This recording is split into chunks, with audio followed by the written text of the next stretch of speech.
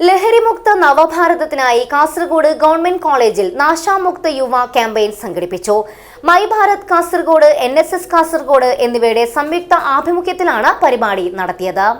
Dream flower IVF centre കേരളത്തിലാദ്യമായി AI embryoscopy സാങ്കേതികവിദ്യയിലൂടെ വന്ധ്യതാ ചികിത്സയിൽ വിപ്ലവം സൃഷ്ടിച്ച 14 വർഷത്തെ പാരമ്പര്യം, 10,000-ലധികം പുഞ്ചിരികൾക്ക് സാക്ഷ്യം വഹിച്ച മികവ്. ഇപ്പോൾ വെറും 60+ മെഡിസിൻ IVF പാക്കേജ് ഡ്രീം ഫ്ലവറിൽ മാത്രം. Dream flower IVF centre, opposite police station, Kasaragod. ലഹരിമുക്ത നവഭാരതത്തിനായി കാസർഗോഡ് ഗവൺമെന്റ് കോളേജിൽ നാശമുക്ത് യുവ ക്യാമ്പയിൻ സംഘടിപ്പിച്ചു. മൈ ഭാരത് കാസർഗോഡ്, NSS കാസർഗോഡ് എന്നിവയുടെ സംയുക്ത ആഭിമുഖ്യത്തിലായിരുന്നു പരിപാടി നടത്തിയത്. പരിപാടി കാസർഗോഡ് MLA കല്ലട്ര മാഹിൻ ഹാജി ഉദ്ഘാടനം ചെയ്തു. സമൂഹത്തിൽ ഏറ്റവും ഉന്നതമായ ഒരു സ്ഥാനം നേടിക്കൊണ്ട് നല്ലൊരു ഉയർച്ച ലക്ഷ്യമിട്ട് രക്ഷിതാക്കൾ പഠനത്തിന് വിടുകയും ആ ലക്ഷ്യത്തോട് അടുക്കുമ്പോൾ അതിനെ ഇല്ലാതാക്കാൻ വേണ്ടി ലഹരി മാഫിയ അവരെ തേടിയെത്തുകയും അവരെ അതിനടിമകളാക്കി മാറ്റുകയും ചെയ്യുമ്പോൾ നഷ്ടപ്പെടുന്നത് ആ വിദ്യാർത്ഥിയുടെയോ ഇല്ലെങ്കിൽ വിദ്യാർത്ഥിനിയുടെയോ ഭാവി കൂടിയാണ്. അതുപോലെ ആ കുടുംബത്തിൻ്റെ പ്രതീക്ഷകളാണ്. അപ്പോൾ അത് മനസ്സിലാക്കിക്കൊണ്ടായിരിക്കണം ലഹരിയോട് ഉള്ള നമ്മുടെ പ്രതികരണങ്ങൾ ഉണ്ടാവേണ്ടത്.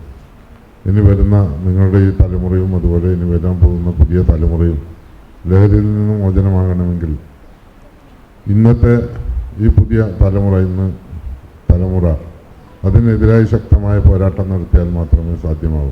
Kasaragod college principal doctor VS Anilkumar അധ്യക്ഷത വഹിച്ചു. Government college NSS program officer AN Manoharan, Tanbeehul Islam college NSS program officer Juvairiya P എന്നിവർ ആശംസകളർപ്പിച്ച് സംസാരിച്ചു. കാസർഗോഡ് ജില്ലാ യൂത്ത് ഓഫീസർ ആശ ഫ്രാൻസിസ് സ്വാഗത പ്രസംഗവും മേര യുവഭാരത് വോളണ്ടിയർ ശ്രുതി സുഗു നന്ദി പ്രകാശനവും നടത്തി.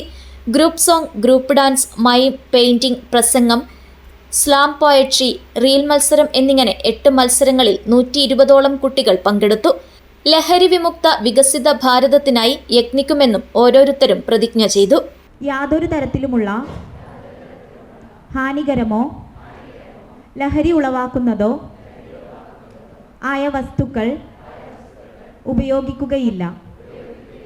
ഒപ്പം ലഹരി വസ്തുക്കളിൽ നിന്ന് അകന്നു നിൽക്കാൻ മറ്റുള്ളവരെയും ഞാൻ പ്രോത്സാഹിപ്പിക്കും.